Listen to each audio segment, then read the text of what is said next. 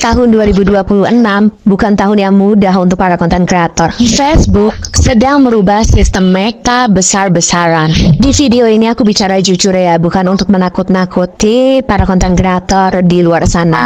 Supaya kita juga tidak terlalu berlebihan berharap pada Facebook ini. Dan aku juga ingin meluruskan ekspektasi teman-teman semua. Jangan terlalu berharap bahwa menjadi konten kreator di Facebook ini bisa membuka semua fitur monetisasi dan bisa memiliki gaji yang besar dari Facebook ini. Dan video ini aku buat bukan untuk ancaman, tapi untuk realistis saja. Facebook ini tidak sama seperti tahun-tahun sebelumnya, sebelum tahun 2025, dan bahkan Facebook ini akan mengalami perubahan besar di tahun 2026. Meta, perusahaan induk Facebook, akan melakukan perubahan fundamental yang besar-besaran. Perubahan besarnya adalah bagaimana cara algoritma membaca konten teman-teman semua. Yang kedua adalah bagaimana konten kalian didistribusikan oleh pihak Facebook. Yang ketiga, skema monetisasinya sangat berubah drastis. Dan yang keempat adalah jenis kontennya sekarang betul-betul dipilih, tidak seperti dulu. Dan ternyata strategi-strategi sebelum tahun 2026 itu sudah tidak bisa lagi digunakan di tahun 2026 ini. Jadi teman-teman siapkan strategi yang matang untuk menumbuhkan akun teman-teman semua.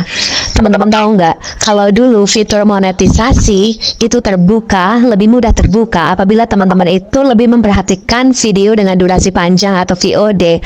Namun sekarang di tahun 2026 tidak lagi teman-teman menjadi satu-satunya syarat untuk terbukanya fitur monetisasi. Dan teman-teman tahu nggak, hal ini disebabkan persaingan konten kreator yang cukup padat, adanya perubahan penghitungan RPM atau CPM, dan juga ada beberapa hal yang mempertimbangkan Facebook akhirnya mengalami perubahan besar-besaran. Tapi sebenarnya ini bukan hanya pada Facebook sih, semua sosial media juga sekarang mengalami hal yang sangat besar perubahannya.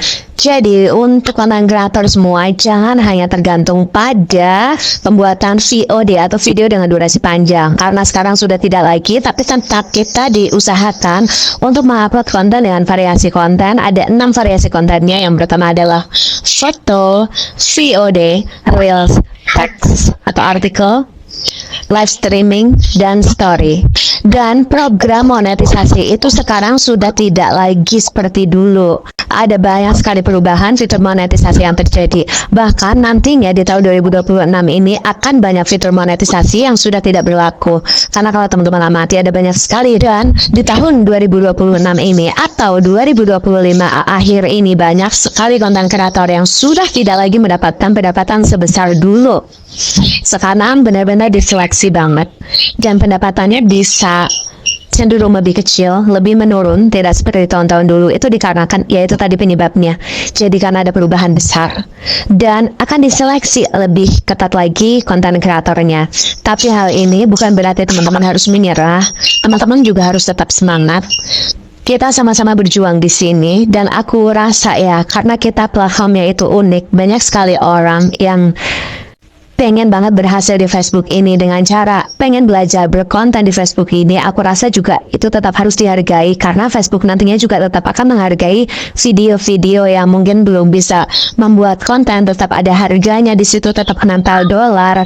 Nah, itu adalah plusnya dari Facebook. Beda sama sosial media lain yang ketika kita upload video, walaupun video itu tidak berarah ataupun video itu sudah baik, tapi belum tentu ada bayarannya. Tapi kalau di Facebook, walaupun kita mengupload kontennya itu belum menarik sekalipun, kita tetap nempel dolar walaupun dolarnya itu 0,0.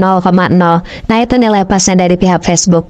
Pada intinya teman-teman, walaupun akan ada terjadinya perubahan yang besar-besaran dari Facebook ini, kita tugas utamanya tetap harus dilakukan, konsisten mengupload konten, konsisten interaksi, tetap berusaha, karena kesiapan konten kreator